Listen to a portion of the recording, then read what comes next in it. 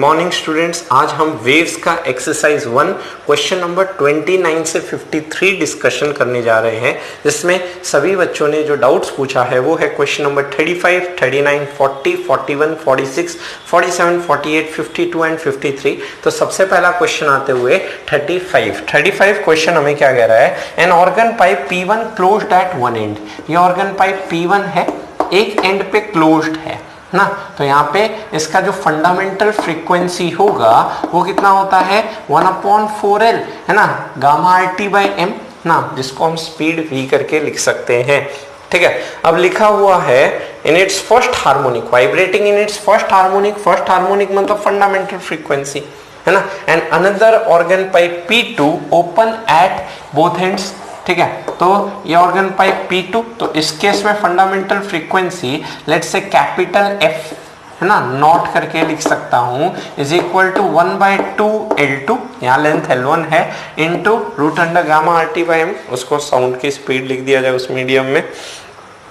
अब यहाँ लिखा है इन इट्स थर्ड हार्मोनिक, ये इसके थर्ड हार्मोनिक में ऑसिलेट कर रहा है, मतलब थर्ड हार्मोनिक मीन्स 3F0 हो गया, तो ये बन के आ गया मेरे पास 3/2L2 into V are in resonance with a given tuning fork. ये दोनों है ना की फ्रीक्वेंसी सेम मतलब बोली जा रही है, मतलब F0 इज इक्वल टू लिखा हुआ है 3F0।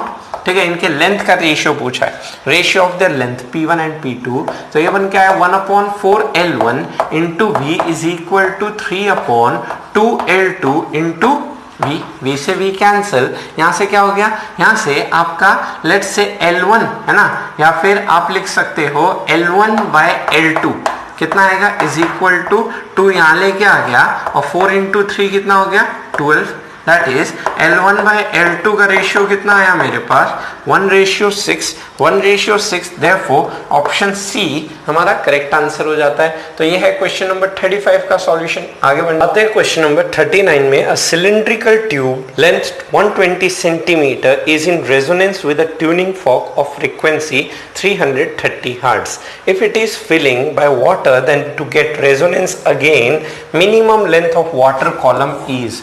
तो ये कोई आपका एक रेजोनेंस है ना ट्यूब है ना, यहाँ पे एक एंड बंद होगा यहाँ पे, तो ये है आपका फर्स्ट है ना, लेट्स से हम बोल सकते हैं जब कोई पानी नहीं भरा हुआ तो उस टाइम पे रेजोनेंस हो रहा है, मतलब इन दो पॉइंट्स के बीच का डिस्टेंस कितना है λ/4, और ये λ/4 आपका L बना हुआ है यहाँ पे। ठीक है, तो यहाँ पे हम क्या बोल सकते हैं, यहाँ पे फर्स्ट λ/4 के लिए L आपके पास है 120 सेंटीमीटर करके ना। अब यहाँ पे ये आपका लैम्डा आप निकाल सकते हो, V equal to F lambda, तो lambda equal to V/F। V कितना है हमारे पास 330, और आपका फ्रीक्वेंसी कितना है इज इक्वल टू 330, ये कितना आएगा इज इक्वल टू 1 मीटर करके आएगा ना, 100 सेंटीमीटर। अब हमें यहाँ क्या बोला है 100 सेंटीमीटर, मतलब ये 120 सेंटीमीटर है, मतलब ये जो आपका लेंथ L' है जिसपे होगा, मतलब पहला पानी का लेवल कितना होगा, पहला पानी का लेवल होगा, अगर 120 सेंटीमीटर का टोटल ट्यूब है, 100 सेंटीमीटर में अगर मेरा पहला अगर रेजोनेंस आ जा रहा है, तो पहला पानी कितने लेवल पे भरा होगा आपका 20 सेंटीमीटर। अब लिखा है minimum length of water column is, है ना। अब अगला रेजोनेंस अगर मुझे चाहिए तो कम से कम कितना है ना, अगर मैं बात करूं कि वाटर लेवल होना चाहिए इसका। ठीक है, तो अगला रेजोनेंस क्या आएगा यहाँ पे हम देख रहे हैं, यहाँ पे फर्स्ट रेजोनेंस λ/4 पे आया, अगला रेजोनेंस कितना आएगा है ना, उसमें हमारी 2 साइकिल्स बनेगी। अगर मैं बात करने जाऊं ना, तो 2 साइकिल कैसे बनेगी, ये रहा एक है ना, और ये रहा 2, मतलब ये क्या हो गया आपका, ये हो गया आपका λ/2 प्लस λ/4, दैट इज ये कितना बन के आया 3 λ/4, मतलब मैं बोल सकता हूँ है ना, पहला λ/4 पे आएगा। ठीक है, फिर आपका क्या आएगा, फिर आएगा 3 λ/4 पे, ऑड वाले आएंगे आपके यहाँ पे ना, फिर आपके क्या आएगा 5 λ/4 आएगा, फिर कितना आएगा 7 λ/4 आएगा, and so on the cycle continues. λ/4 100/4 कितना हुआ 25, फिर ये हो गया 75, फिर कितना हुआ यहाँ पे है ना 5 इंटू 25, ये कितना हो गया 125 सेंटीमीटर। तो मैं क्या बोल सकता हूँ यहाँ से यहाँ तक का जो डिस्टेंस है, मिनिमम लेंथ वाटर कॉलम का कितना होना चाहिए, ये आपसे पूछा गया है। Minimum length of water column, अगला है ना, लेट से हार्मोनिक चाहिए, तो टोटल लेंथ तो कितना था सिलेंडर का 120, जिसमें से 125 तो आ ही नहीं सकता है, तो देयरफॉर 75 आना चाहिए। मतलब इन दोनों के बीच का आपका भी ये डिस्टेंस कितना हो जाना चाहिए 75। टोटल पाइप लेंथ कितना था, टोटल पाइप लेंथ था 120। मतलब क्या बोल सकता हूँ, मिनिमम है ना, जो मेरे को पानी का लेवल चाहिए वो कितना चाहिए, इज इक्वल टू 45 सेंटीमीटर। तो हमारा आंसर क्या हो जाता है, आपका आंसर हो जाता है 45 सेंटीमीटर। इससे कम आपका है ना पानी का लेवल नहीं हो सकता। फर्स्ट 20 पे मिला, अगला मुझे किस पे मिलेगा, 75 पे मिलेगा, है ना। जब पानी का लेवल 75 तक आ जाएगा, वहां पे जाके मुझे नेक्स्ट रेजोनेंस ऑब्टेन हो जाएगा, ठीक है। तो 45 सेंटीमीटर, देयरफॉर ऑप्शन ए हमारा क्या है, करेक्ट ऑप्शन हो जाता है। तो ये है आपका क्वेश्चन नंबर 39 का सॉल्यूशन। नंबर आते हैं 40 पे, closed organ pipe of radius R1 and an open organ pipe of radius R2। तो ये क्लोज्ड ऑर्गन पाइप है, इसका रेडियस कितना है आपका R1, एंड एक दूसरा ओपन ऑर्गन पाइप है जिसका रेडियस कितना आपको गिवन है, इज इक्वल टू R2 करके। अब यहाँ लिखा है हैविंग सेम लेंथ, दोनों का लेंथ आपका क्या मेंशन्ड है, सेम है ना। Resonate when excited with a given tuning fork, मतलब यहाँ पे हम कह सकते हैं दोनों सेम ट्यूनिंग फॉर्क से ना रेजोनेंस में आए हैं। अब यहाँ लिखा है closed organ pipe resonates in its fundamental mode.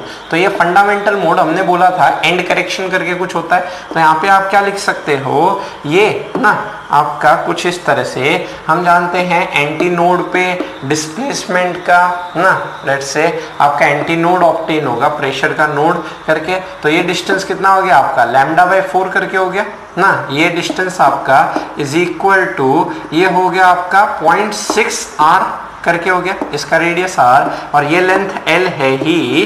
तो यहाँ से क्या लिख सकता हूँ, यहाँ पे मेरा आ गया λ/4 इज इक्वल टू यहाँ पे बना L प्लस ये आया 0.6 R1 करके, ठीक है। तो ये एंड करेक्शन फैक्टर हो गया 0.6 टाइम्स R1 करके। आगे क्या लिखा हुआ है, ओपन ऑर्गन पाइप के लिए, whereas open organ pipe resonates in its first overtone. First overtone मतलब पहली साइकिल के बाद, है ना। तो यहाँ पे हम जानते हैं यहाँ पे डिस्प्लेसमेंट का एंटी नोड होगा, डिस्प्लेसमेंट का एंटी नोड का बीच में एक नोड आता था, अब यहाँ पे बढ़ जाएगा, ठीक है। तो यहाँ पे फिर नोड आएगा, फिर एंटी नोड आएगा, फिर क्या आएगा, नोड आएगा। तो इस तरह से कितने λ/4 हो जाएंगे, 1 λ/4, 2 λ/4, 3 λ/4 एंड 4 λ/4। तो यहाँ पे मैं क्या बोल सकता हूँ, यहाँ से मेरा 4 टाइम्स λ/4 कितना हो जाएगा, लेंथ L प्लस 0.6 R1 यहाँ पे प्लस 0.6 R1 है ना, R2 यहाँ पे एंड करेक्शन 2 होंगे दोनों साइड पे ना। तो L plus 0.6 R2 0.6 R2 is 1.2 R2। यहाँ से लैम्डा की वैल्यू आ गई is equal to L plus 1.2 R2 और यहाँ से लैम्डा की वैल्यू आ गई 4L प्लस क्या है 2.4 R1। अब इन दोनों लैम्डा को बराबर कर दो ताकि R1, R2 और L में रिलेशन आ जाए। तो 4L प्लस ये बन क्या है 2.4 R1 is equal to L plus क्या लिखा जा सकता है 1.2 R2। इस L को यहाँ लाया 3L इज इक्वल टू इसको वहां ले गया 1.2 R2 माइनस 2.4 R1। 3 से डिवाइड कर दो, 3 से डिवाइड किया जाए तो L is equal to 0.4 R2 minus 0. क्या बन के आया 8 R1 करके, ठीक है। अब इसको मुझे रिलेशन चाहिए, क्या रिलेशन बेस्ट सूट करेगा। तो यहाँ देखो इसको आप लिख सकते हो 4/10 ना, 4/10 R2 minus this is 8/10 R1 is equal to L। 2 से कैंसिल कर दिया जाए तो ये हुआ 2/5 R2 माइनस 4/5 R1। तो यहाँ से लिख सकता हूँ 2R2 minus 4R1 is equal to क्या आया 5L। 2 से डिवाइड करते हुए ये हो गया R2 minus 2R1 is equal to 2.5L therefore हमारा ऑप्शन क्या हो जाता है यहाँ पे देखते हुए R2 minus 2R1 equal to 2.5L which is option number C. तो ये है मेरा क्वेश्चन नंबर 40 का सॉल्यूशन। क्वेश्चन नंबर 41 क्या कह रहा है, two vibrating tuning forks producing progressive waves, है ना, y1 इक्वल टू लिखा हुआ है 4 साइन ऑफ कितना है 500 पाई टी, और दूसरे के लिए लिखा हुआ है y2 is equal to 2 sine of 506 pi into t. ठीक है, अब number of beats produced per minute, एक मिनट में कितने बीट्स प्रोड्यूस हो रहे हैं, तो हम यहाँ क्या लिख सकते हैं, सबसे पहले बीट फ्रीक्वेंसी बात करें तो इसका फ्रीक्वेंसी f1, ये ओमेगा है, ओमेगा को 2 पाई से डिवाइड कर दो, omega equal to 2 pi f, तो f equal to omega by 2 pi, तो पाई पाई गया है ना, 250 आ जाएगा। वैसे ही f2 यहाँ पे क्या लिखा जा सकता है, ये ओमेगा रहा, इसे 2 पाई से डिवाइड किया जाए तो ये आया 253। इसका बीट फ्रीक्वेंसी क्या आ गया, f2 minus f1 which is equal to 3, 253 minus 250, मतलब एक सेकेंड में ना, ये बीट फ्रीक्वेंसी मतलब एक सेकेंड में कितनी बीट्स प्रोड्यूस हो रही है, 3 बीट्स, है ना। अब मुझसे पूछा है एक मिनट में कितना होगा, तो एक मिनट मींस 60 सेकेंड में कितनी बीट्स प्रोड्यूस होंगी, 60 इंटू 3 विच इज 180 बीट्स। ठीक है, मुझसे पूछा गया था एक मिनट में आपके कितनी बीट्स प्रोड्यूस होंगी, तो एक मिनट में आपकी 180 बीट्स प्रोड्यूस होगी which is your option number C. तो ये है क्वेश्चन नंबर 41 का आंसर। आगे बढ़ने 46 लिखा है, two tuning forks of frequency. ठीक है, फर्स्ट ट्यूनिंग फॉर्क ए की फ्रीक्वेंसी कितनी है 256 हर्ट्ज। ठीक है, एंड दूसरा ट्यूनिंग फॉर्क बी जो है उसकी फ्रीक्वेंसी कितनी गिवन है, इज इक्वल टू 262 हर्ट्ज करके। A produces some beats per second with unknown tuning fork। तो let's say A जो है वो दूसरे, है ना, unknown tuning fork से कुछ, है ना, beats produce करता है ना। let's say ये हो गया डेल्टा F। अब आगे क्या लिखा हुआ है, same unknown tuning fork, ये F जो है produces double beats per second from B tuning fork। ये इस B tuning fork के साथ क्या करता है, जितनी बीट्स इसने प्रोड्यूस की थी उसकी डबल करता है, मतलब 2 डेल्टा F हो गया। Then frequency of unknown tuning fork कितना हो जाएगा, तो यहाँ पे हम क्या लिख सकते हैं, उस डेल्टा F को यहाँ लगा दो, यहाँ पे ना, इस डेल्टा F को वहां रखते हुए तो ये आया FB minus F is equal to मेरा 2 टाइम्स डेल्टा F रख सकता हूँ, है ना, FA माइनस F करके मुझे इस F की वैल्यू चाहिए। अब यहाँ क्या कीजिए, वैल्यू पुट कर दीजिए, तो FB कितना है, FB है 262 minus F is equal to 2 times FA कितना है 256 माइनस F। अब एक बार प्लस में खोले, एक बार माइनस में खोलते हैं, चलिए खोला जाए इसे, तो ये आया 262 minus F is equal to 2 times से कितना हो जाएगा, तो ये हो गया 12 10 11, है ना, 15। ठीक है, माइनस 2F को यहाँ लेके आ जाओ, तो F is equal to 512 minus 262, तो ये हुआ 1165 एंड 422। तो या तो अननोन ट्यूनिंग फॉर्क की फ्रीक्वेंसी 250 हर्ट्ज हो सकती है, एक बार, है ना, प्लस खोला, एक बार माइनस खोलिए, that is 262 minus F is equal to minus 2 times 256 minus F। तो ये क्या हो गया, ये हो गया 262 minus F is equal to 2F minus 512। तो इसको यहाँ लेके आता हूं, तो ये हो गया 477। ठीक है, इज इक्वल टू, ये यहाँ गया 3F करके आया, यहाँ से F कितना आ गया, यहाँ से F आ गया आपका 3 2 जा, फिर 17 5 जा 24 8। तो या तो 250 होगा या 258 करके होगा। तो ऑप्शन क्या दिख रहा है हमें, 250 दिख रहा है, इसीलिए option number C is the correct answer. तो ये है 46 का आंसर, यहाँ तक का आप स्क्रीनशॉट लें। 7 में 2 open pipes of length L are vibrated simultaneously. If length of one of the pipes is reduced by y, the number of beats heard per second will be, if velocity of sound is y, ना v and y very very less than L।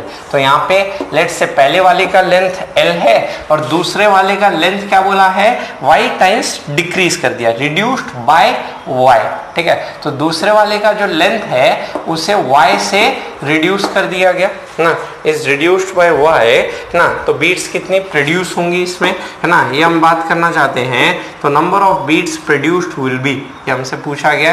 तो यहाँ पे इसका frequency जो हो जाएगा, यहाँ पे ऑड हार्मोनिक्स इवन हार्मोनिक्स सभी मिलेंगे। तो ये कितना आएगा आपके पास, ये आएगा n टाइम्स, आप लिख सकते हो v डिवाइडेड बाय 2l करके। और उसी तरह से यहाँ पे मैं बोल सकता हूँ ये जो आएगा ये f1 फ्रीक्वेंसी है, ये f2 फ्रीक्वेंसी है, तो ये हो गया n times v divided by length. अब इसका l ना होके क्या बना हुआ है आपका l माइनस y, ठीक है। अब यहाँ पे हम इसके फंडामेंटल फ्रीक्वेंसी की अगर बात करें तो ये n की वैल्यू 1 हो जाएगी। तो ये बीट फ्रीक्वेंसी मतलब f2 माइनस f1 ये बड़ा हो जाएगा। तो ये हुआ v divided by 2 times l minus y minus, उसके केस में है v डिवाइडेड बाय क्या लिखते हुए 2l। यहाँ से v बाय 2 कॉमन निकालिए, ये पड़ा है 1 upon l minus y minus 1 upon l करके ना। बीट फ्रीक्वेंसी मतलब इन दोनों फ्रीक्वेंसी का डिफरेंस हमें बात करना है। तो यहाँ पे लेट्स से अगर मैं एलसीएम लेता हूँ तो यहाँ पे l into L minus Y आया, फिर यहाँ पे बना l माइनस वाई करके, ठीक है। ये पड़ा हुआ है v अपॉन 2, अब ब्रैकेट खोलता हूँ तो l माइनस एल आपका कैंसिल हो गया और ऊपर पड़ा हुआ है, और डिनोमिनेटर में l यहाँ लिखा है कि y very very less than l। तो इसका मतलब l को, है ना, y को नेग्लेक्ट कर दिया जाए, दिस इज v। तो रिलेशन आया vy divided by 2 times l square. तो vy बाय 2l स्क्वायर। तो यहाँ से हम क्या देख सकते हैं, ऑप्शन हमारा क्या हो गया, ऑप्शन हो गया आपका a करके, ठीक है। तो ये है क्वेश्चन नंबर 40। क्वेश्चन नंबर 48 पे the power of sound from the speaker of a radio is 20 megawatt, ठीक है। मतलब ये पावर आपको गिवन है। By turning the knob of the volume control the power of the sound is increase to 400 megawatt. Volume button दबा के आपने उसकी इंटेंसिटी को 400 कर दिया, ठीक है। अब यहाँ पे लिखा है the power increase in describe compare to original power, मतलब ओरिजिनल पावर के रेस्पेक्ट में कितना बढ़ गया, ठीक है, ये हमें बात करना है। और यूनिट देख रहे हो ना आपका 20 डेसिबल 10 डेसिबल, मतलब लाउडनेस की बात हो रही है यहाँ पे। तो बीटा इज इक्वल टू क्या लिख सकते हैं, 10 लॉग ऑफ क्या लिखा जा सकता है, आई डिवाइडेड बाय, आप बोल सकते हो आई नॉट करके होता है, ठीक है, यह आपका लाउडनेस होता है। तो हम बोल सकते हैं कि पहले वाले का इंटेंसिटी I1 था, दूसरे वाले का इंटेंसिटी I2 था, तो इनका डिफरेंस की बात करनी है ना। बीटा 2 माइनस बीटा 1 ये बन के आ गया 10 लॉग 10, ठीक है। तो यहाँ आ जाएगा आपका पहले वाले का आएगा 10 log 10 I2 bye I not, दूसरे वाले का 10 log 10 I1 bye I not. तो 10 common log 10 I2 bye I1 हो जाएगा, आई नॉट से आई नॉट कैंसिल हो गया, I2 बाय I1, ठीक है। और हम बोल सकते हैं इंटेंसिटी, यहाँ पे जो आपको पावर करके गिवन है ना मेगावाट करके, इंटेंसिटी का formula power per unit area भी होता है, ठीक है। तो यहाँ पे इंटेंसिटी का रेशियो, क्योंकि एरिया तो दोनों का सेम है, तो दूसरे का हो गया 400, पहले का है आपका 20, तो यहाँ से क्या आया is equal to, this is equal to 10 log 10, ठीक है। और ये बना हुआ है बीटा 2 माइनस बीटा 1 करके। अब इसको आप सिंप्लीफाई कीजिए तो ये हो गया 10 log 10, यहाँ पे कितना पड़ा है मेरे पास 20 करके पड़ा है, कितने से इंक्रीज हुआ कंपेयर टू ओरिजिनल पावर। अब ये हो गया आपका 10 ना, this comes out to be log 10 base 2 plus log 10 base 10 करके आया। अब log 10 बेस 10 तो 1 हो गया, और log 2 बेस 10 कितना हो गया 0.3010, और ये पड़ा है 1, तो 1.3 इंटू 10 है ना, ये कितना हो गया 13 डेसिबल ना। हम बोल सकते हैं 13 डेसिबल से इंक्रीज कर जाएगा, विच इज योर ऑप्शन नंबर 52 पे बात करने। 2 trains A and B moving in same direction with velocities, है ना, 30 metre per second and 10 metre per second, same direction में। B is behind from A, B पीछे है, ठीक है। A की स्पीड कितनी है, A की स्पीड है 30 मीटर पर सेकेंड, और B की स्पीड मुझे कितनी गिवन है is 10 metre per second. Blows a horn, B is behind from A, blows a horn of frequency, इसकी frequency कितना ये blow कर रहा है 450 hertz. Apparent frequency heard by B is, ना। तो ये जो फ्रीक्वेंसी ये जो एमिट हो रही है ये B के द्वारा नहीं, ये किसके द्वारा एमिट हो रही है, A के द्वारा एमिट हो रही है 450 हर्ट्ज। तो यहाँ पूछा है इसके रिलेटिव मोशन के वजह से इसको कितनी फ्रीक्वेंसी सुनाई देगी। तो ये तो सिंपल आपका डॉपलर है ना का इफेक्ट का एक क्वेश्चन हो गया। तो मैंने क्या सिखाया था, F dash is equal to F not into speed of sound in air, और ऑब्जर्वर वो पहले आता है, एस बाद में आता है। तो ऐसे रखते हुए अब यहाँ पे देख रहे हो इन दोनों के बीच की दूरी बढ़ रही है ना, तो बढ़ रही है तो फ्रीक्वेंसी इसको कम सुनाई देगी। तो ऊपर घटाओ नीचे बढ़ाओ। एफ नॉट है मेरे पास 450 और साउंड की स्पीड एयर में गिवन है 330। ठीक है, ये डेटा में आपको गिवन है 52 में। और यहाँ पे ये सोर्स हो गया, तो सोर्स मतलब 30 और ये ऑब्जर्वर हो गया, ऑब्जर्वर मतलब 10 माइनस प्लस, आपको बस ये माइनस प्लस देखना है। This comes out to be 450। ऊपर कितना आएगा, ऊपर आएगा 320, नीचे कितना आएगा 360। अब इसे सिंप्लीफाई करना है मुझे। ठीक है, अब 450 से कम आंसर अगर देखा जाए तो कितना कम हो सकता है, ये अगर बात की जाए तो 4 8 जा 4 9 जा।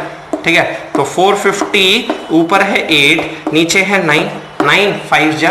ठीक है, तो 50 इंटू 8 ये कितना हुआ 400 हर्ट्ज करके आया। तो देखिए अब 400 इतना उसे सुनाई देगा, अपने फॉर्मूले के हिसाब से आया। 450 तो हो नहीं सकता, तो 400 और 450 के बीच में हो सकता है ना। तो यहाँ पे हम बोल सकते हैं 400 और 450 के बीच में ऑप्शन क्या हो गया आपका, ऑप्शन नंबर ए हो गया।